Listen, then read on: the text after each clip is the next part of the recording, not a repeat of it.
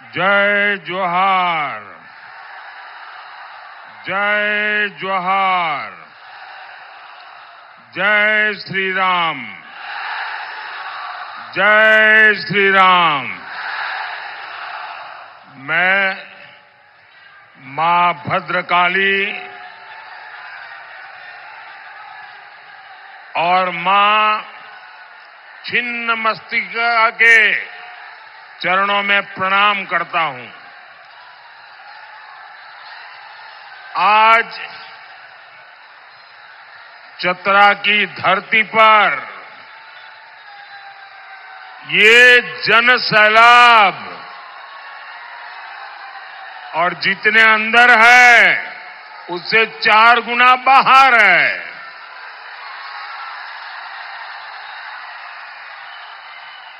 आपका ये उत्साह, आपका ये स्नेह 4 जून को परिणाम क्या आने वाले हैं, जो भी इसमें अभी भी दुविधा में हो वो जरा आकर के यहां देख लें।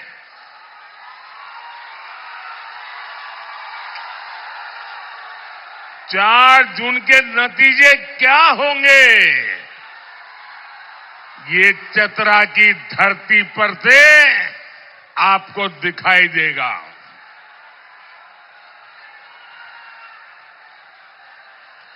साथियों, 3 चरणों के चुनाव के बाद ही कांग्रेस और उसके साथियों ने एक तरह से अपनी हार स्वीकार कर ली है। इंडी गठबंधन के एक बड़े नेता ने कहा है कि सभी ये जो फोटो लेके आए हैं ना, नीचे रखो, पीछे लोग परेशान हो रहे हैं।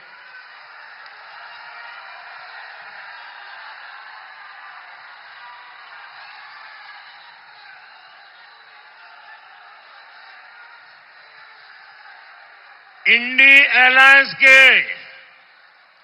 एक बहुत बड़े नेता ने एक बहुत महत्वपूर्ण बयान दिया है और इसको 3 दिन हो गए। और जो लोग राजनीतिक परिस्थितियों के जानकार हैं, उनकी नजर उस तरफ गई लगती नहीं है। मेरे हिसाब से उनका ये बयान बहुत ही सोचा समझा बयान है और बहुत ही निराशा में से पैदा हुआ बयान है। एक बड़े नेता ने कहा है कि इंडी अलायंस के साथ जुड़ी हुई जो क्षेत्रीय पार्टियां हैं, उन्होंने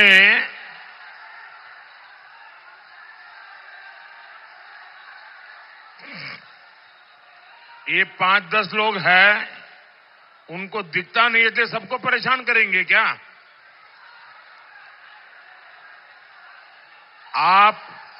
आप मुझे देख नहीं पाते हैं, संख्या बहुत है, मैं आपकी क्षमा मांगता हूं, लेकिन कृपा करके मेरी आवाज सुन लीजिए।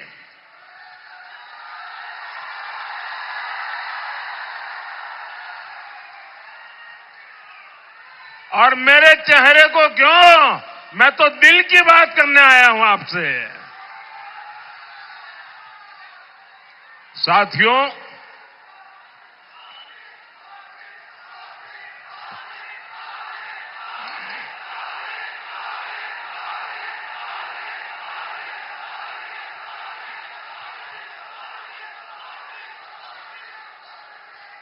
मैं बड़ी महत्वपूर्ण बात बता रहा हूं। और मैं पक्का मानता हूं देश भर के लोग अगर टीवी पे मुझे अभी देखते होंगे, सुनते होंगे, तो जरूर उनका भी ध्यान जाएगा। ये महत्वपूर्ण झारखंड के लिए भी है। ये महत्वपूर्ण देश के आने वाले दिनों के घटनाक्रम से जुड़ा हुआ है। कांग्रेस जो इंडी अलायंस चल रहा है, उस इंडी अलायंस के एक बहुत बड़े नेता ने उन्होंने कहा है कि चुनाव के बाद जो छोटे छोटे राजनीतिक दल है, उन सब ने कांग्रेस में विलय कर देना चाहिए। और ये बयान कांग्रेस के नेता का नहीं है, एक छोटी पार्टी के नेता का बयान है, लेकिन बड़े नेता का बयान है। उन्होंने कहा कि ये जो छोटे छोटे दल है, जेएमएम जैसे, उन सब ने अपना विलय कांग्रेस में कर देना चाहिए। मैं सोच रहा था कि उन्होंने ऐसा सुझाव क्यों दिया।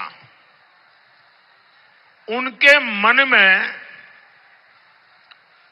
इतनी हताशा, इतनी निराशा घर कर गई है कि 4 जून के बाद अपनी पार्टी का अस्तित्व मिटाकर कुछ दिन गुजारा करने के लिए वो सोच रहे हैं।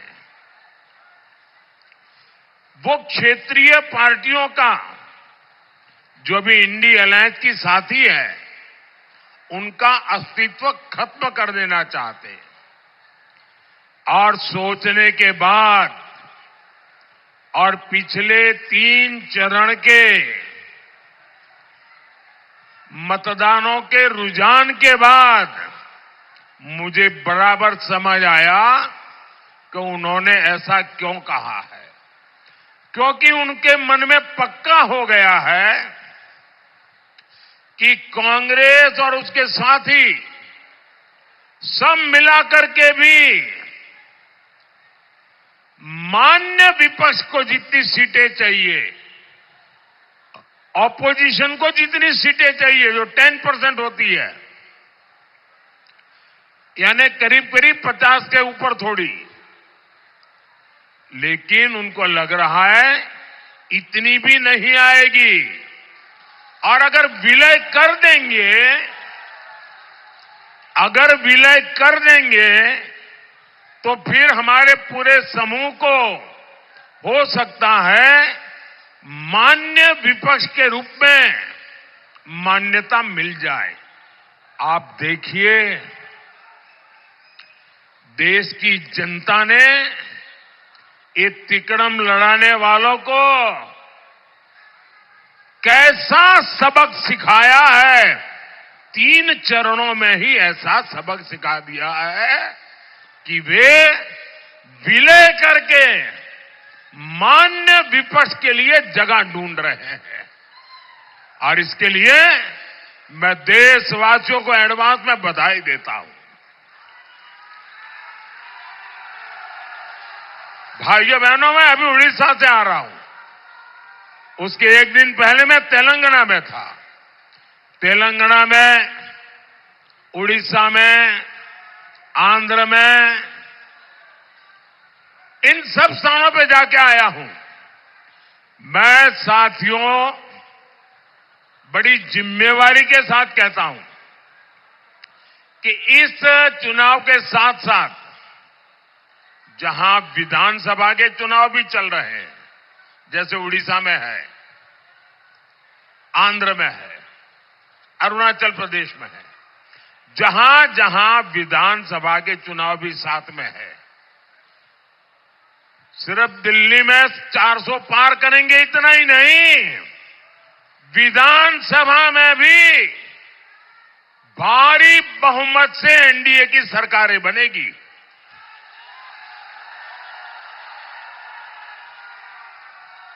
और ये शहजादे को, उनकी पार्टी को, उनकी उम्र से भी कम सीटें मिलने वाली हैं।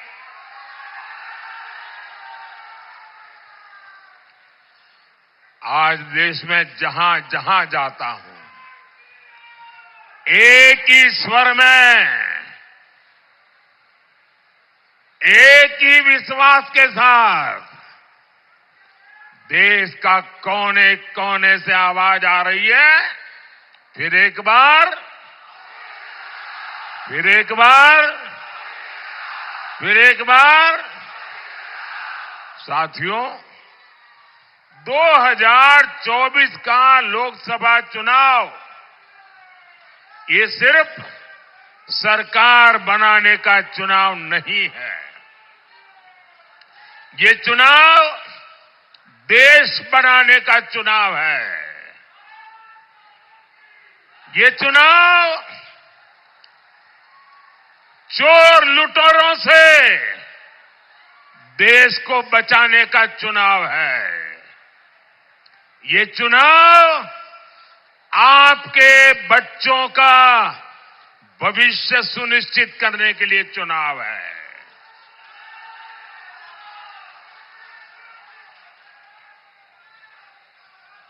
आप तो जानते हैं ना, वो कौन लोग हैं जिससे देश को बचाना बहुत जरूरी है। जेएमएम, कांग्रेस और इंडी गठबंधन के जो कारनामे हैं, उनकी जो सोच है, उनकी जो दिशा है, देश को बचाना समय की सबसे बड़ी मांग है। आपने देखा कैसे जेएमएम और कांग्रेस के ठिकानों से नोटों के पहाड़ निकल रहे हैं। नोटों के पहाड़।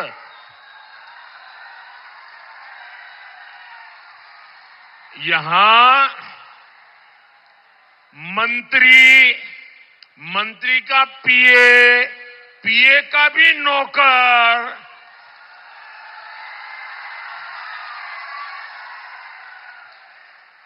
और मैंने तो कभी अपनी आंखों से इतनी नोटें नहीं देखी है।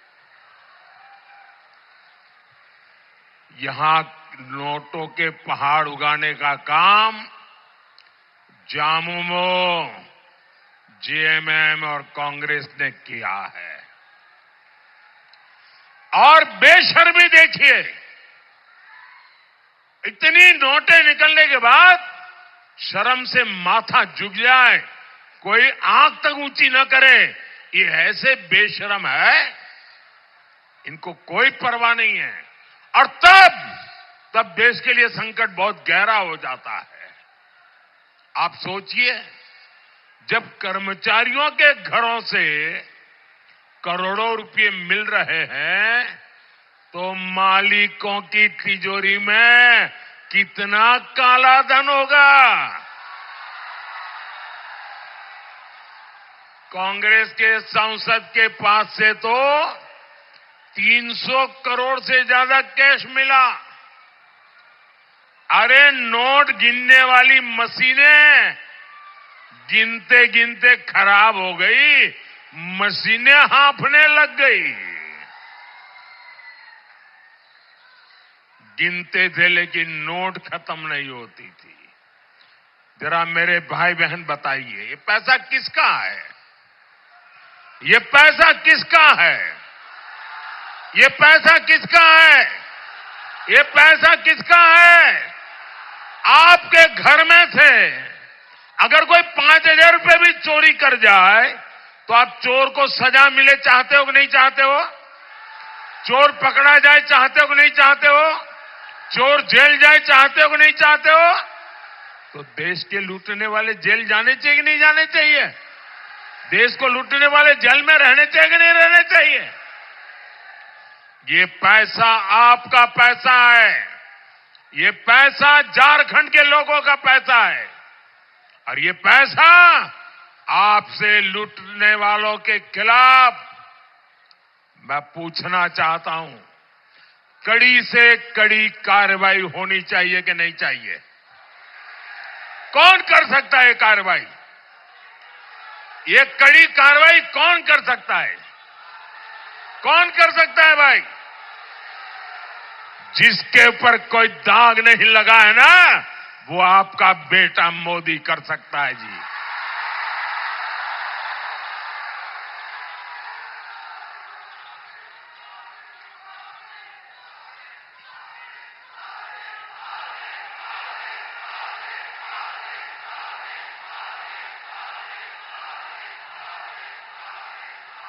साथियों, जेएमएम का और कांग्रेस का एक ही एजेंडा है, न काम करेंगे न करने देंगे, और बिना दाम काम का नाम नहीं। ये इनका खेल है। ये खुद तो भ्रष्टाचार के अलावा कुछ करते नहीं है।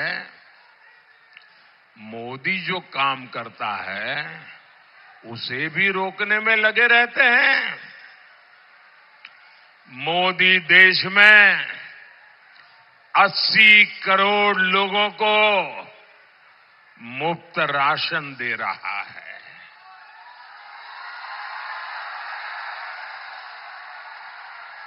साथियों, मैं गरीब परिवार में पैदा हुआ हूं। मैंने गरीबी देखी है। भूख क्या होती है वो मैं अनुभव करके निकला हूं, और इसलिए मैं नहीं चाहता हूं कि मेरे देश का कोई बच्चा भूखा सो जाए। इसलिए मैं चाहता हूं कि मेरे देश के गरीब के घर का चूल्हा जलता रहना चाहिए, और इसलिए केंद्र सरकार 80 करोड़ लोगों को मुफ्त राशन का पूरा खर्च उठाती है। लेकिन झारखंड में इन लोगों ने राशन बांटने की व्यवस्था तबाह करके रख दी है। ये चाहते हैं मोदी का भेजा राशन आपको मिले ही नहीं। जब गरीब मोदी को आशीर्वाद देता है तो इंडी गठबंधन वालों को गरीबों पर चिढ़ आ जाती है। साथियों, मोदी ने हर घर जल पहुंचाने के लिए जल जीवन मिशन शुरू किया है। झारखंड सरकार उसमें भी भ्रष्टाचार कर रही है। आप कल्पना कर सकते हैं, पाइप डाल दिए लेकिन पानी की सप्लाई की व्यवस्था जानबूझ करके नहीं की गई। साथियों, हमारी सरकार झारखंड के युवाओं के लिए नए अवसर बनाने के लिए दिन रात काम कर रही है। हम आदिवासी इलाकों में एकलव्य स्कूल खोल रहे हैं।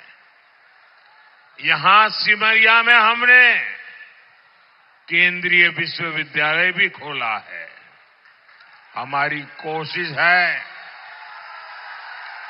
इस क्षेत्र में अच्छी सड़कें बने, उद्योग बढ़े। हजारीबाग से रांची हाईवे, हजारीबाग से कोडरमा हाईवे और माझी जैना मोड़ एक्सप्रेस वे, ऐसी आधुनिक सड़कों का नेटवर्क हमारी सरकार बना रही है। टोरी शिवपुर रेलवे लाइन माल ढुलाई के लिए शुरू की गई है। यहां जो एनटीपीसी का प्लांट शुरू हुआ है, उसकी नींव भी अटल जी की सरकार ने रखी थी। इस प्लांट का लोकार्पण भी हमारी सरकार ने किया। लेकिन साथियों, भ्रष्टाचार में आकंठ डूबी इंडी गठबंधन की सरकार यहां विकास के कार्यों में भी रोड़ा अटका रही है। मैं इन लोगों से पूछना चाहता हूं, झारखंड का विकास हो जाएगा तो तुम लोगों का क्या नुकसान होगा? क्यों यहां के नौजवानों के लिए रोजगार के मौके बंद कर रहे हो? साथियों, इंडी गठबंधन को आपकी रोजी रोटी की कोई चिंता नहीं है। वे सिर्फ और सिर्फ लूट पर चलाने के लिए सत्ता के गलियारों में जीना चाहते हैं। वो अपना स्वार्थ देखते हैं। आप जानते हैं कांग्रेस, जेएमएम झारखंड का विकास क्यों रोकना चाहते हैं? इन्हें डर है, अगर दलित, पिछड़ा, आदिवासी, अगर उनके बच्चे आगे बढ़ जाएंगे तो उनकी दुकान का क्या होगा?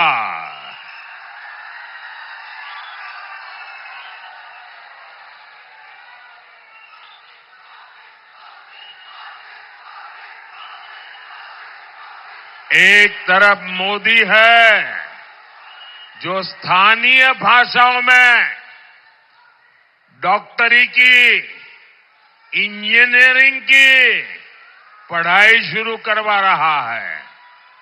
मैं चाहता हूं कि मेरे आदिवासी भाई बहनों के बच्चे भी ज्यादा से ज्यादा डॉक्टर, इंजीनियर बने। लेकिन कांग्रेस, जेएमएम को आपके बच्चों के भविष्य की परवाह नहीं है। आपको याद है ना, चुनाव से पहले जेएमएम ने हर साल 5 लाख नौकरी देने का वादा किया था। क्या नौकरियां दी क्या उन्होंने? जेएमएम कांग्रेस ने झारखंड में एक ही उद्योग लगाया है, एक ही उद्योग लगाया है, अफीम उद्योग। अफीम,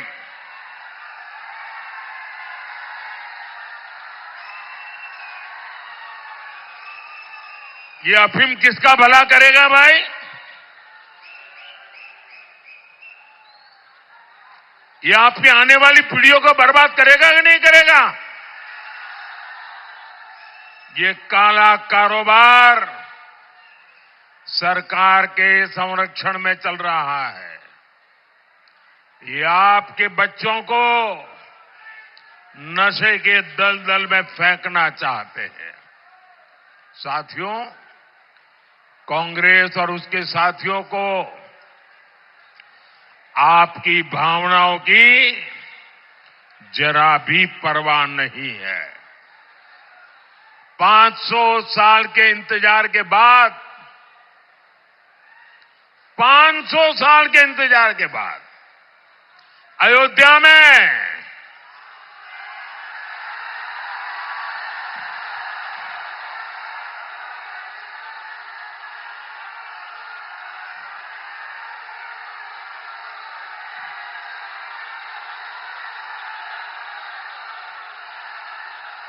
जय श्री राम। अयोध्या में भगवान राम का मंदिर 500 साल के बाद बना, अनेक पीढ़ियों के बलिदान के बाद बना। कौन हिंदुस्तानी होगा जिसको आनंद नहीं होगा? आपको हुआ कि नहीं हुआ? हुआ कि नहीं हुआ? भाइयों बहनों, जब अयोध्या से वनवास के लिए राजकुमार राम ने प्रस्थान किया था ना, जब अयोध्या से निकले थे 14 साल के लिए, ये मेरी बात जरा गौर से सुनिए। जब अयोध्या से निकले थे राम जी, तब तो वो अयोध्या के राजकुमार थे, लेकिन 14 साल वनवास के बाद वापिस आए तो मर्यादा पुरुषोत्तम राम बन गए थे। अब जरा सोचो, ये राजकुमार राम मर्यादा पुरुषोत्तम राम कैसे बने? वे 14 साल आदिवासियों के बीच में रहे थे। ये आदिवासियों ने अयोध्या के राजकुमार को प्रभु राम बना दिया था, मर्यादा पुरुषोत्तम राम बना दिया था। हम प्रभु राम की भक्ति करते हैं क्योंकि ये मेरे आदिवासियों के संग ने राजकुमार राम को मर्यादा पुरुषोत्तम राम बना दिया था। और इसलिए हम राम की तो पूजा करते हैं, लेकिन राम को प्रभु राम बनाने वाले आदिवासियों की भी पूजा करते हैं। लेकिन साथियों, कांग्रेस जामुमो और उसके सहयोगियों को आदिवासियों का हित, उनका गौरव बर्दाश्त नहीं होता। भारतीय जनता पार्टी ने एक आदिवासी बेटी को देश की राष्ट्रपति बनाया। द्रौपदी मुर्मू जी आपके यहां गवर्नर रह चुकी है, आप उनको भलीभांति जानते हैं। वो आज देश की सर्वश्रेष्ठ पद पर है, देश की तीनों सेनाओं को वो कमांड करती है। मुझे बताइए भाइयों, एक आदिवासी बेटी को राष्ट्रपति किसने बनाया? किसने बनाया? किसने बनाया? किसने बनाया? किसने बनाया? मोदी ने नहीं बनाया, आपके एक वोट ने बनाया है। ये आपके वोट की ताकत है कि आपने मोदी को सेवा करने का मौका दिया, और ये आपके वोट की ताकत है कि द्रौपदी मुर्मू जी आज देश की राष्ट्रपति है। आप कहिए भैया, द्रौपदी मुर्मू जी का राष्ट्रपति बनना हम सबके लिए गर्व का विषय है कि नहीं है? आपको गर्व होता है कि नहीं होता है? अभिमान होता है कि नहीं होता है? लेकिन कांग्रेस और उसके साथी पहले दिन से आदिवासी बेटी द्रौपदी मुर्मू राष्ट्रपति बन गई, ये पचा नहीं पा रहे हैं, डगर डगर पर उनका अपमान करते हैं। जो ताजा घटना घटी है, ये घटना बहुत गंभीर है भाइयों, और इसलिए मुझे देशवासियों के सामने मेरी पीड़ा व्यक्त करना जरूरी है। भैया वो तस्वीर नीचे रख दो, आप नीचे बैठिए। तस्वीर नीचे रखो, आप भी नीचे बैठो, नीचे बैठिए आप। धन्यवाद। देशवासियों के सामने मैं मेरी पीड़ा व्यक्त करना चाहता हूं। हमें राष्ट्रपति का पद इतना महत्वपूर्ण होता है, गलती से भी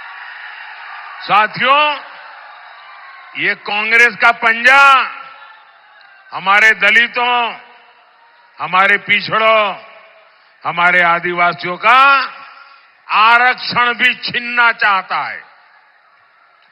ये पूरे देश में इस काम में जुटे हुए हैं कि एससी, एसटी, ओबीसी का आरक्षण छीनो और अपने वोट बैंक को दे दो। इन्होंने आंध्र प्रदेश में यही किया। रातों रात सभी मुसलमानों को ओबीसी बना दिया और कर्नाटका में जो ओबीसी थे उनका हिस्सा लूट लिया। भाइयों बहनों, बाबा साहब आंबेडकर ने धर्म के आधार पर आरक्षण का विरोध किया था। धर्म के आधार पर आरक्षण को कोई सहमत नहीं था। सुप्रीम कोर्ट ने भी मना किया है। ये धर्म के नाम पर आरक्षण कर करके इस देश के एससी, एसटी, ओबीसी को मिला हुआ हक लूटना चाहते हैं। और इसलिए भाइयों बहनों, हम सबको बहुत चौकन्ना रहने की जरूरत है। हमें एक बात याद रखनी है, जो झारखंड के बहुत बड़े गुनहगार हैं, जिन्हें चारा घोटाले में अदालत ने सजा दी है, जो बिहार और झारखंड में जंगल राज के प्रतीक रहे हैं, उन्होंने कहा है कि पूरा का पूरा आरक्षण मुसलमानों को ही दे देना चाहिए। यानी जेजेएम, कांग्रेस और आरजेडी की चली तो एससी, एसटी, ओबीसी के पास कहीं कोई आरक्षण नहीं रह जाएगा। आपका पूरा आरक्षण छीन कर ये लोग मुस्लिमों को देना चाहते हैं। आप मुझे बताइए, क्या आपको ये स्वीकार्य है? आपको ये मंजूर है? कांग्रेस जामुमों को अपने आरक्षण पर डाका डालने देंगे क्या आप? साथियों, तुष्टीकरण की राजनीति का सबसे बड़ा नुकसान दलित, पिछड़ और आदिवासी को होता है। जब केंद्र में कांग्रेस की सरकार थी तो उसने खेल कई राज्यों में खेला। कांग्रेस ने घुसपैठियों को समर्थन दिया। नतीजा ये कि दलित और आदिवासियों की जमीन पर घुसपैठियों ने कब्जा कर लिया। अब वही आग ये लोग झारखंड में लगाना चाहते हैं। जेएमएम सरकार में यहां घुसपैठियों की संख्या तेजी से बढ़ रही है। हमारे आदिवासी समाज की बच्चियां घुसपैठियों का शिकार हो रही है। बच्चियों को जिंदा जलाने की घटना सामने आ रही है। ये जो घुसपैठिए आए हैं, ये क्या वहां से अपनी जमीन लेकर आए हैं क्या? ये किसकी जमीन पर कब्जा कर रहे हैं? दलित, आदिवासी की जमीन पर कब्जा कर रहे हैं। ये लोग झारखंड और भारत की पहचान बदलना चाहते हैं। इसलिए आपको इनसे सावधान रहना है। साथियों, 20 मई को आपका हर वोट झारखंड के लिए सुरक्षा का ढाल बनेगा। आपका वोट देश विरोधी ताकतों को रोकने के लिए मोदी को ताकत देगा। मेरा अनुरोध है, चतरा से श्री कालीचरण सिंह जी आगे आइए, और हजारीबाग से मनीष जायसवाल जी को कमल के निशान पर बटन दबा करके इन्हें विजयी बनाइए। और आप जब कमल के निशान पर बटन दबाएंगे ना, तो आपका वोट सीधा सीधा मोदी को जाएगा। साथियों, आने वाले दिनों में ज्यादा से ज्यादा परिवारों में जाइए, जाकर के कहिएगा मोदी जी चतरा आए थे और आप सब परिवार वालों को प्रणाम कहा है, मेरा प्रणाम पहुंचाएगा। बोलिए भारत माता की, भारत माता की, भारत माता की। बहुत बहुत धन्यवाद।